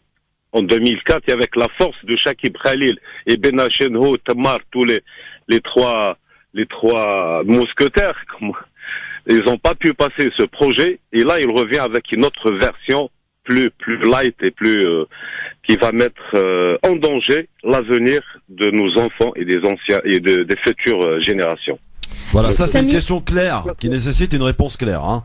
Samy, juste à ce titre, avez-vous pris connaissance justement de cette loi? Parce que tout le monde en parle, mais dans l'ensemble, il n'y a personne qui a pris connaissance de cette loi. Se poser une question. Oui. Ouais, moi j'ai lu quelques paragraphes sur un chapitre qui m'a vraiment choqué. Donc je me suis renseigné auprès de 2 experts un à Alger et un deuxième ici qui est un bureau de conseil économique à Paris 8e. Et c'était un petit peu, comment dirais-je, c'est la vente de la terre. En fait, il y aurait comme des concessions aux multinationales de la terre, en fait. C'est pas l'exploitation avec partenariat 49-51 ou des formules un peu autres que ça, mais c'est une vente à long terme. C'est des concessions de 99 ans aux multinationales. Mais c'est déjà... mais en fait, c'est déjà le cas. Ça, c'est un petit détail, hein. C'est déjà le cas. Vous avez déjà l'article 51-49, il est maintenu dans la loi. Peut-être, j'ai pas envie de contredire Samy, mais non, juste. Il est contesté, même le 49-51, et je pense. Mais il est dans la loi des hydrocarbures. Mais le pire, c'est qu'à l'avenir, il va sauter. Bien sûr. Si l'Algérie veut se redresser, on parle d'une loi de loi d'hydrocarbures qui fait partie de la loi de finances pour 2020. Maintenant, on nous dit pourquoi ce gouvernement, c'est tous les ans. Malheureusement, on veut pas de gouvernement. Monsieur Lardari, vous êtes pour cette loi de finances? Loi des hydrocarbures, moi je te dis, il y a 9 éléments pour lesquels je suis contre, il y a 12 éléments où je suis pour. Pourquoi? Maintenant, l'argument. D'accord. Pardon? Oui, il est équilibriste, c'est-à-dire. Non, il est équilibré. Comme toute loi, il y a des choses positives, des choses négatives. Je vais pas te mentir, te dire. Mais les concessions, parce qu'il parlait des concessions. Non, mais tu es conscient de la situation, surtout. Samy, on a posé la question. Oui, mais attendez. Samy vous dit pourquoi c'est ce gouvernement. Oui, Samy. Un futur président, plus ou moins légitime. Attends, Samy, le prochain président. Il doit statuer sur ça. Je vais te dire. Le prochain. Bouteflika n'a pas pu passer ça avec toute la pression internationale, tout ça, il n'a pas pu le passer. Non, c'est une loi, ça fait 3 ans qu'ils sont en train de négocier sur cette loi, sur ce projet. Il y a plusieurs experts, il y a plusieurs personnes. Moi, j'ai écouté la personne qui a rédigé c'était sur une chaîne de télévision, je me rappelle pas exactement, où il avance. Il a dit, on a réduit la TVA pour ces gens-là, c'est 85%, c'était la charge des taxes était importante aux investisseurs. Il a donné un chiffre. De 2009 jusqu'en 2019, il y a eu 60 appels d'offres. Il y a eu 13 contrats seulement signés. L'Algérie n'est plus attractive comme avant. Il faut sortir de cette idée que l'Algérie a du pétrole et du gaz et les gens sont en train de... Tu parles par exemple, on parle du Qatar. Le Qatar... On a du gaz de schiste. On est deuxième mondial. Bien sûr, mais maintenant le gaz de schiste, c'est grâce au gaz de schiste. Samy, c'est un dialogue, donc on s'écoute. Vas-y. Il faut savoir que le premier pays producteur de pétrole aujourd'hui, ce n'est plus l'Arabie Saoudite, c'est les États-Unis grâce au pétrole de schiste. Maintenant, le gaz de schiste, il y a certains qui sont opposés de manière frontale, il y a d'autres qui vous disent qu'il vaut mieux aller vers le gaz de schiste, mais à condition qu'on utilise d'autres techniques et non pas celles des nappes qui bousillent les nappes phréatiques. Parce que en même temps, on est deuxième réserve mondiale au niveau du gaz de schiste, mais on est là une des grandes réserves en eau, et on sait pertinemment la guerre de l'eau qui va arriver dans les prochaines années. Oui. Il suffit de voir le nouveau prix Nobel de la paix, qui est le premier ministre de l'Éthiopie, qui menace directement l'Égypte. Fermons la parenthèse. Ça a déjà commencé par la menace du président éthiopien. Mais Samy, le président élu aura les prérogatives. Est-ce que c'est pas les prérogatives du prochain président? Tout à fait. Non, mais c'est la question de Samy. Oui. Est-ce que c'est pas au prochain président de faire ça? C'est pas au président par intérim, au gouvernement par intérim. Mais on aura un président, mais on aura le même parlement. S'il y aura des élections dans 3 mois. Dans 3 mois, on met dans les meilleurs délais. Mais sauf que le président, il a les prérogatives de redresser ou d'annuler certains éléments dans cette loi des finances. Ça suit, nouveau parlement après le futur président. Mais dans 3 mois, mais la loi de finances c'est pour 2020. Mon ami, c'est ça, il faut que ça change un peu. Mais bien sûr. Mais bien sûr qu'il mais sauf que les gens... Vous cautionnez ce parlement quand même. En fait, Samy, maintenant, Samy, il y a des gens. Il ne s'agit pas de le cautionner. On n'est pas en train de le cautionner, on est en train de réformer. Réaliste. De vouloir réformer le pays ou vouloir tout détruire pour faire quoi, on ne sait pas. On veut tout détruire. Parlement pas. Premier ministre, il n'y en a pas. Le général Gaïd Salah doit dégager. Je sais pas on va le nommer. Mais ils veulent pas te citer un nom, hein, parce que s'ils te citent un nom, ils vont se contredire. Moi, je parle pas de dégager ou de faire des putschs. Il y aura un président. Avec le prochain président, il y aura les programmes. J'espère de tout cœur qu'il y aura des programmes cohérents, non pas vendre du vent au peuple algérien. 10 ans, il y a une feuille de route. Moi, je compte rester 3 ans ou 4 ans, ou bien le mandat complet, et je compte réformer de cette manière-là. Les gens vont y adhérer ou pas. Mais pas nominativement. Les gens, aujourd'hui, opposés aux élections, ils veulent des nominations. Moi, je ne veux pas de ce système nominatif comme il a été au temps de Bouteflika. Moi, je veux qu'il y ait un président. Voilà, maintenant, même Samy, même pour les gens, pour nommer des gens représentants du Hirak de manière vraiment aléatoire, ils ont été critiqués. Tu cites Karim Tabo, les gens le critiquent. Tu cites Bouchachi, les gens le critiquent. Tu cites Samir Belharb. Vous savez, il y a beaucoup toutes les sensibilités. Barakallah fik. Maintenant, il n'y a que le scrutin. Barakallah fik. Je pense. Bon, alors sur cet accord, on est d'accord. on va remercier Samy. Merci beaucoup en tout cas Samy pour ton intervention. Vous êtes fini par tomber dans une partie en tout cas d'accord. Yasmina, un dernier mot avant qu'on écoute Al-Islam Ziti. Alors moi je pense qu'en cette période de charnière, il est du devoir, même je dirais, il est primordial pour tous les Algériens de les convaincre, de convaincre un plus grand nombre sur la nécessité d'assumer notre destin collectif. Et faire surtout preuve de sagesse, en dépassant tous les clivages idéologiques et surtout aller voter. Moi, je pense que c'est la seule alternative. Mais les gens te disent on veut pas d'élection maintenant. Alors, les gens qui disent, vous savez, on est dans une démocratie. Les gens qui ne veulent pas aller voter, c'est leur droit. Ils ont le droit de s'opposer. Mais ils n'ont pas le droit d'interdire aux autres Algériens. Ils te disent 90% ne vont pas y aller, Yasmina. Alors, 90%, ils le disent. Moi, je respecte. Alors, je sais pas sur quoi ils se sont basés déjà pour déterminer le nombre de personnes. En écoutant la télé. En écoutant la télé, entre autres, en écoutant peut-être leur cartel médiatique qui est mis en place justement pour relayer ces fausses informations. Vous savez, je pense que l'Algérie c'est pas Alger, c'est pas Oran, c'est pas Constantine. Absolument. Ouais. L'Algérie c'est 48 wilayas, c'est l'Algérie profonde. Excuse-moi Yasmina, juste parmi les gens qui s'opposent aux élections, ils étaient les soutiens de monsieur Guidiri. La Zoubida Assou qui est contre les élections, elle était avec Guidiri. Le Moukran Ait Al-Arbi, c'était le directeur de campagne de monsieur Guidiri, le général Guidiri. On parle maintenant de civil, état civil. C'est des gens qui étaient contre. Maintenant, quand vous parlez de certains partis qui s'opposent, ils ont participé à toutes les élections, y compris le RCD, le FFS, le Parti des Travailleurs. Mais sauf qu'à l'époque, il y avait des quotas. Mais sauf que cette fois-ci, il y aura des scrutins. 17h39, vous êtes bien sur France Maghreb 2. Et justement, la transition est toute faite. Parce que dans un instant, on va parler de l'influence de ces chaînes de télé qu'on a citées. Il y a Amel TV, Amarabia, et il y en a d'autres aussi, qui ont émergé, j'ai envie de dire, et en profitant du Helak pour exister et se faire de l'audience. Un petit peu d'ailleurs ce dont on parlait tout à l'heure avec Eric Zemmour pour CNews. Là aussi, il y a des chaînes de télé qui émergent et qui profitent de la situation en proférant parfois des mensonges aussi, ou en transformant quelque peu la réalité. Pour l'heure, je vous demande vraiment toute votre attention, vous qui êtes dans votre voiture, vous qui êtes ici dans les studios, vous qui êtes partout à nous écouter. Je vais vous faire profiter le biais maintenant d'un avis tranché, ou plutôt d'une revue de presse que va nous faire Anissam Ziti, notre chroniqueuse, une revue de presse à sa manière, avec son ton à elle.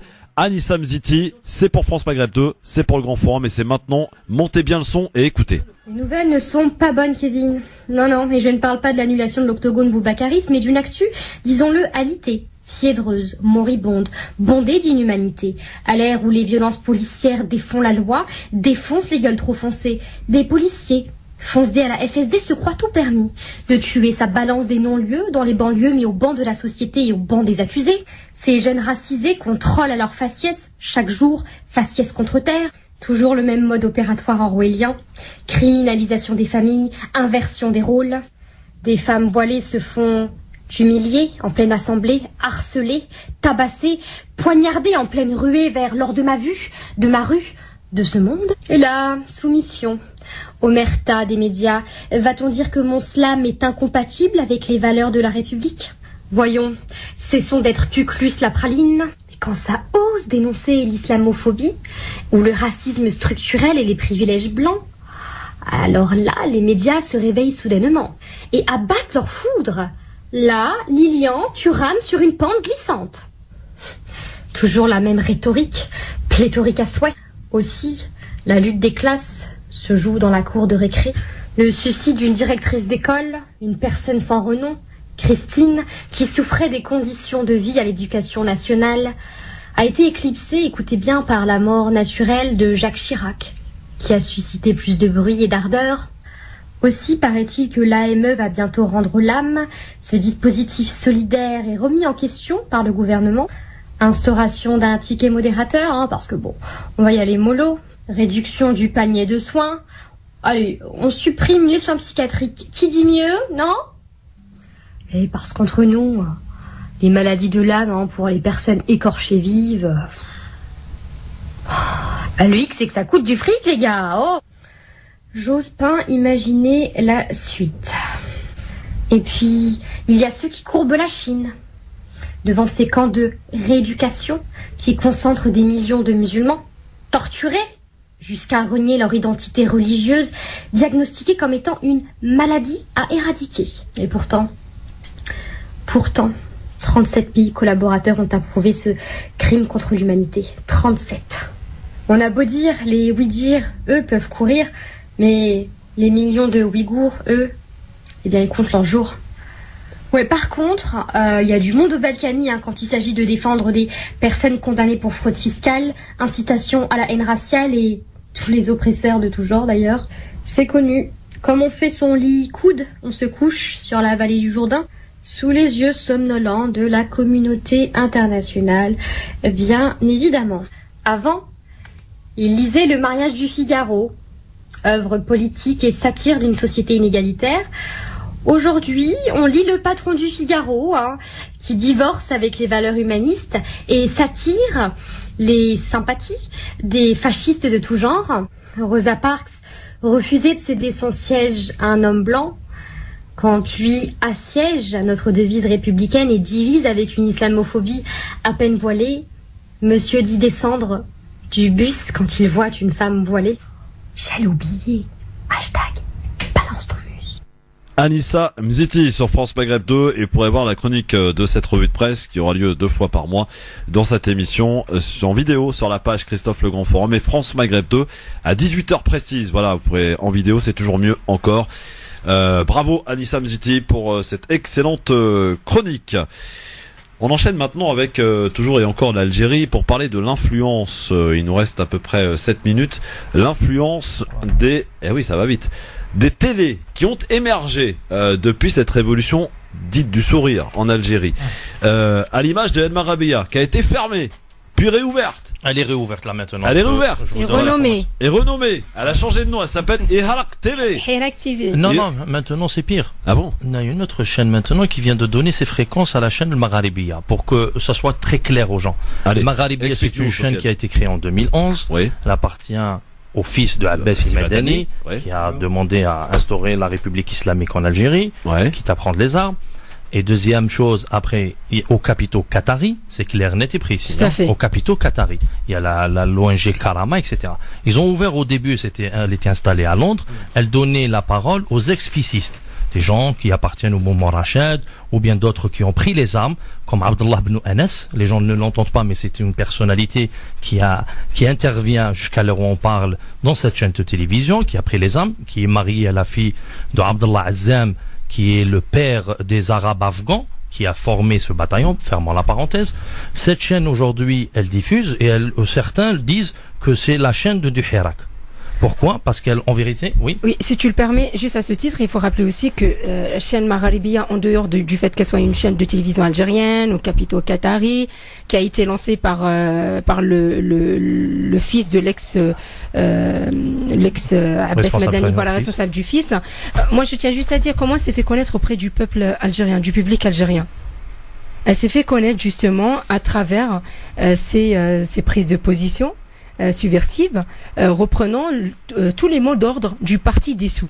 C'est exactement ça. Et quand vous regardez la qualité de ces invités généralement, déjà c'est des invités qui vous donnent l'impression qu'ils font partie de l'opposition, mais c'est des invités qui, je les appelle moi les ayatollahs de la pensée unique, c'est-à-dire ils ont une ligne éditoriale à défendre, et ils essayent d'établir une feuille de route, bien évidemment en vain, parce que le peuple n'est pas dupe, le peuple s'est réveillé, il sait pertinemment bien que une chaîne qui a voulu semer le chaos en Algérie après la décennie noire, est en mesure de semer le chaos à l'heure actuelle en surfant sur le Hirak. Voilà. Et maintenant là, sur la raison pour laquelle elle a été fermée, ils disent que c'était suite à des pressions des autorités algériennes. Ils ont reçu des mails selon comme quoi Eutelsat a décidé de fermer suite à des pressions. Et aucun document n'a été publié à ce jour. Elle parle de transparence. Beaucoup d'internautes, beaucoup de Facebookers ont demandé à cette chaîne de la publier publiquement pour qu'on puisse savoir à quel point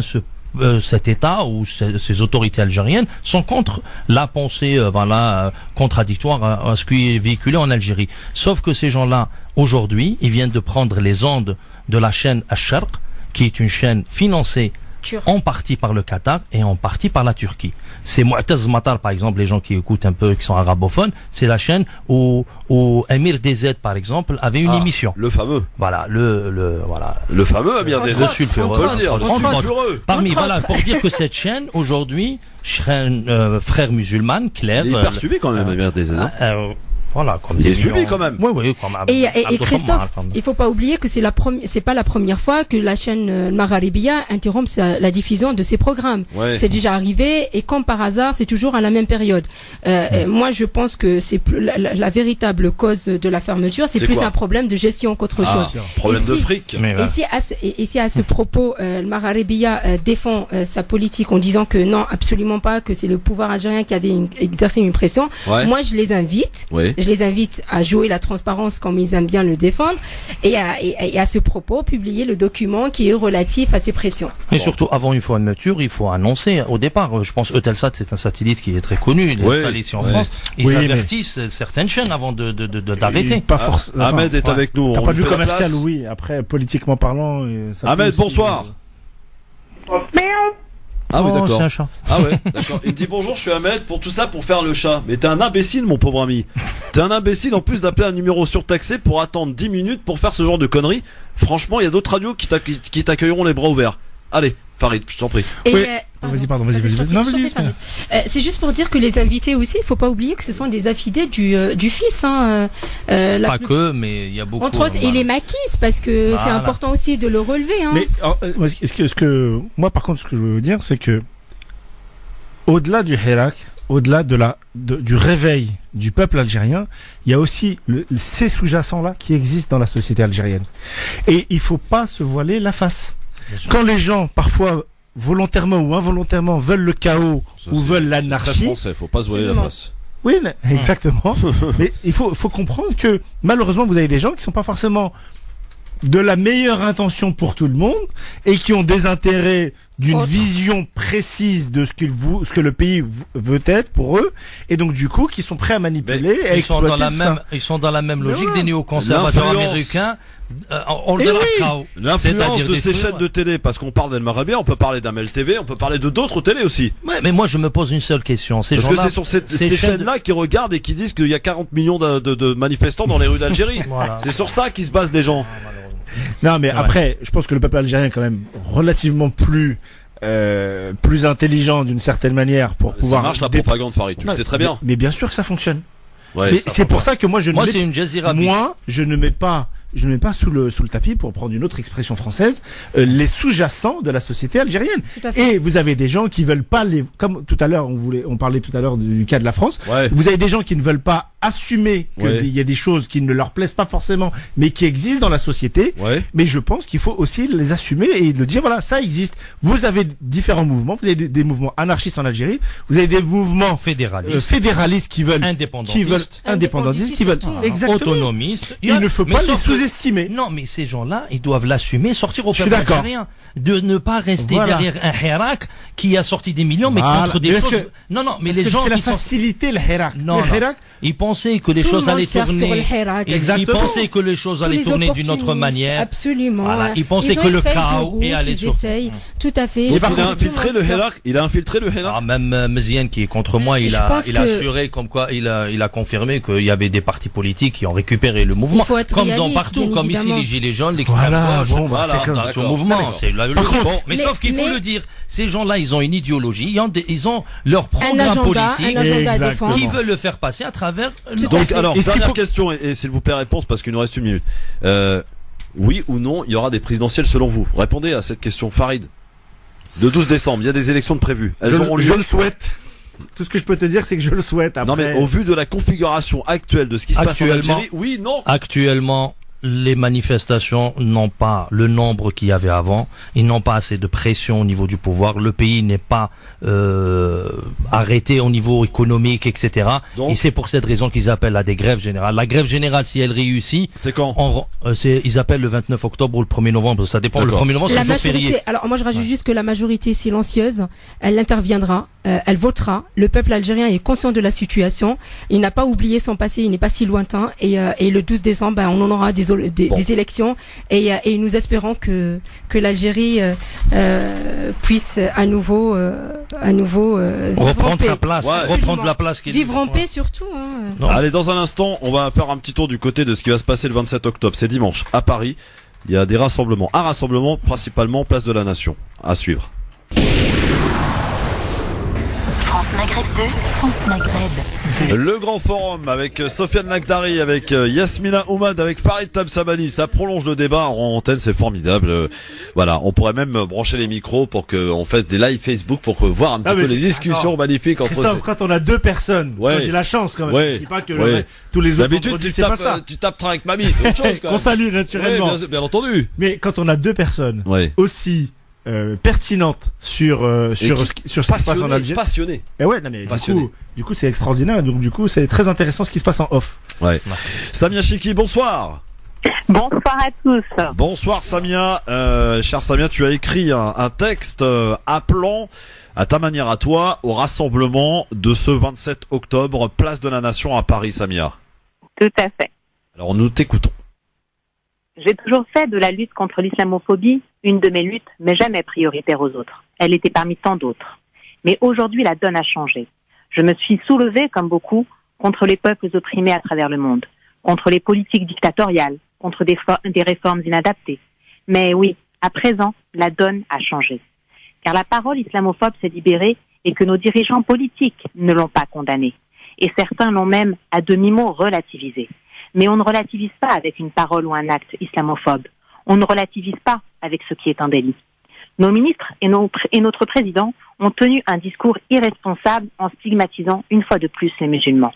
Car oui, lorsqu'on parle de pratiques exacerbées de l'islam, ce n'est pas de l'individu radicalisé uniquement que l'on parle. On pointe du doigt toute une communauté qui vit une période de pratiques religieuses intenses, une retraite spirituelle indispensable. Nos ministres doivent mesurer leurs propos et notre président condamner fermement les paroles et actes islamophobes. Les musulmans en France, que certains le veuillent ou non, sont des citoyens aujourd'hui affirmés. J'espère que vous êtes tous forts, car il semblerait que tous les coups soient permis. On peut humilier une mère devant ses enfants. On peut s'en prendre aux femmes voilées physiquement, sans que cela ne heurte qui que ce soit, surtout pas les médias. On peut supprimer les subventions validées à un établissement musulman. On peut porter plainte contre un citoyen qui ose donner son opinion sur le climat islamophobe. En réalité, on peut tout. Nous nous mobilisons, car il n'y a pas de place à la victimisation. Et nous rappellerons que dans notre déclaration, les hommes naissent et demeurent libres et égaux en droit. Les distinctions sociales ne peuvent être fondées que sur l'utilité commune. Maintenant, à vous de voir. Aujourd'hui, les musulmans. Demain, à qui le tour ? On vous donne rendez-vous dimanche 27 octobre à la mobilisation nationale contre l'islamophobie et la stigmatisation des musulmans, place de la Nation. À partir de 13h, dimanche, ma chère Samia. À partir de 13h. Merci beaucoup, Samia Chiki. À dimanche, à dimanche, bien entendu. À dimanche, merci. Tiens, vous en serez, vous? Parce qu'à part l'Algérie, il y a autre chose quand même. Moi, j'y serai, ouais. Moi, je manifeste très rarement, mais j'y serai. Et on essaiera, malgré que je trouve, voilà, c'est un soutien à Nadir et tous les gens qui ont fait cette manifestation. Mais on salue notre ami Nadir Kaya qui fait preuve d'une. Moi, l'effet des manifs, on vient même si on venait de dire 100 000, on va vous dire vous êtes 10 000 et on va essayer de trouver la personne qu'il fallait pas au moment qu'il fallait pas, où elle tiendra le propos qu'il fallait pas et on essaiera de le véhiculer pendant une semaine. Voilà, après, c'est le côté négativiste. Farid, tu vas encourager le moment où jamais.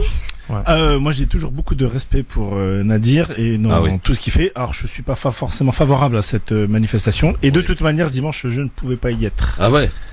T'as l'excuse du barbecue toi. J'ai l'excuse de la famille effectivement. Oui, effectivement, oui. Yasmina. Je rejoins la même excuse. Ah ouais. Je la partage. Ah bah dites donc bravo. Hein. Heureusement que Sofiane et moi on est là. Hein. Moi je pense qu'il faut encourager toutes les initiatives qui essayent justement de fédérer les concitoyens. À travers, parce que ce n'est pas question. Je dirais que cette question ne se résume pas uniquement à la communauté musulmane, comme elle avait si bien relevé. Je pense qu'elle s'adresse à l'ensemble des concitoyens qui se reconnaissent dans une république qui a une devise absolument.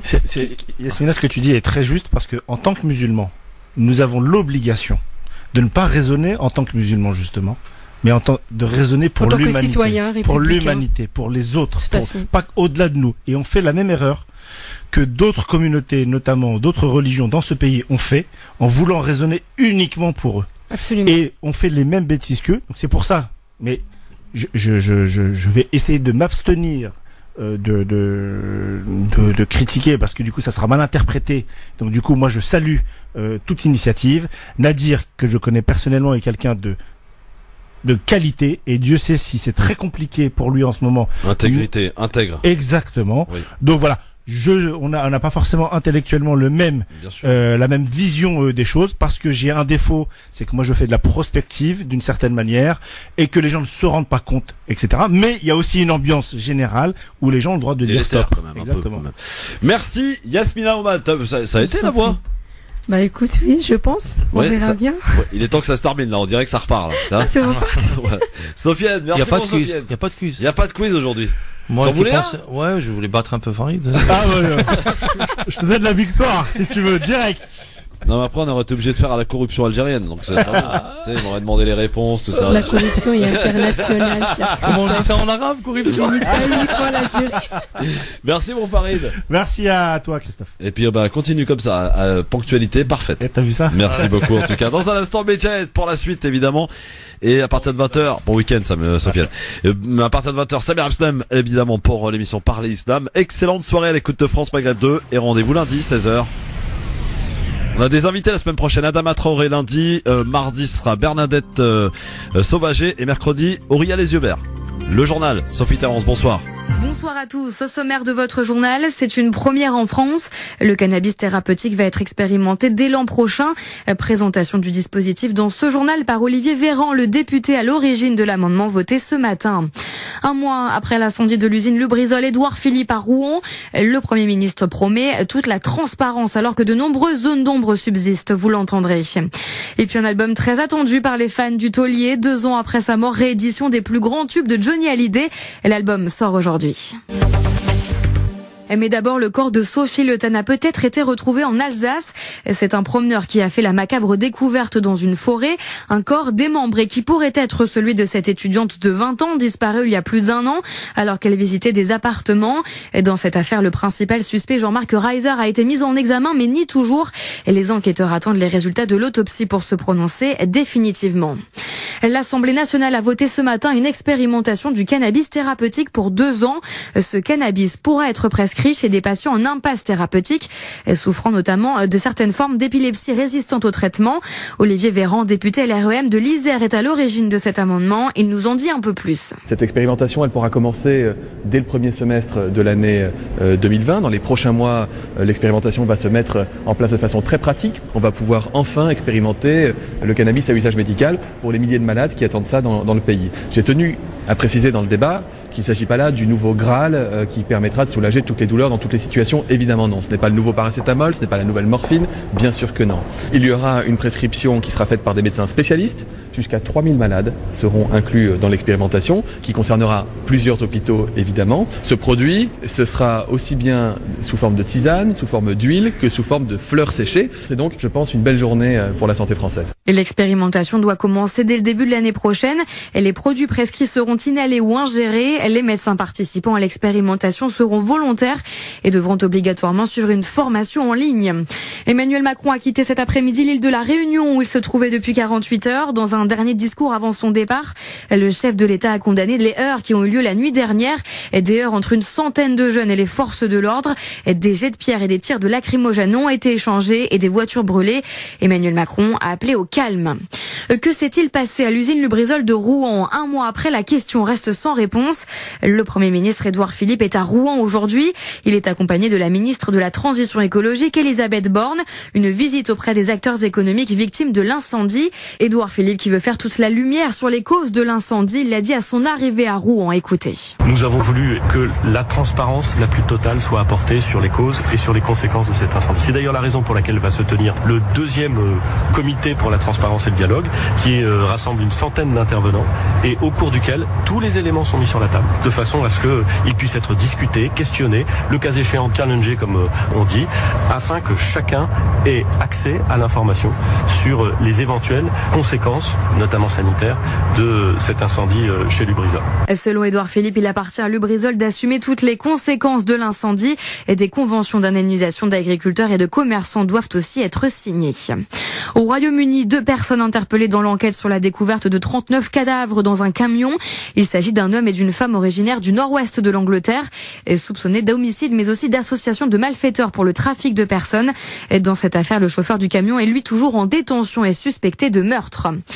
Pour la 2e fois depuis la mort de Johnny Hallyday en 2017, un nouvel album de l'artiste sort aujourd'hui dans les bacs. Dans ce disque posthume nommé simplement Johnny, aucune nouvelle chanson mais 12 succès de l'artiste dans de nouvelles versions.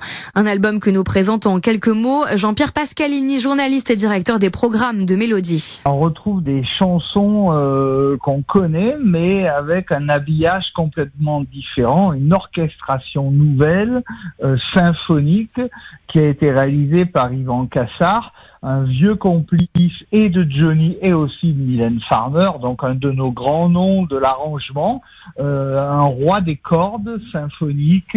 Donc voilà, c'est un son de cathédrale qu'on attend là. Un propos recueilli au téléphone de Boris Karlamov. Du foot au programme ce soir avec le début d'une nouvelle journée de Ligue 1, la 11e avec Nantes-Monaco à 20h45. En Ligue 2, c'est la 12e journée, 8 matchs au programme à 20h. Lens 2e joue à Nancy et Sochaux 3e reçoit Ajaccio. Et puis le rugby week-end de demi-finale de Coupe du Monde au Japon. La première se joue demain matin. Une finale avant l'heure pour beaucoup entre la Nouvelle-Zélande et l'Angleterre à 10h. Un match qui se jouera devant 72 000 spectateurs, dont 40 000 supporters anglais. Et voilà pour l'essentiel de l'actualité. Excellent début de soirée et bon week-end à tous. France Maghreb 2, service, info, musique, divertissement. France Maghreb 2. France Maghreb.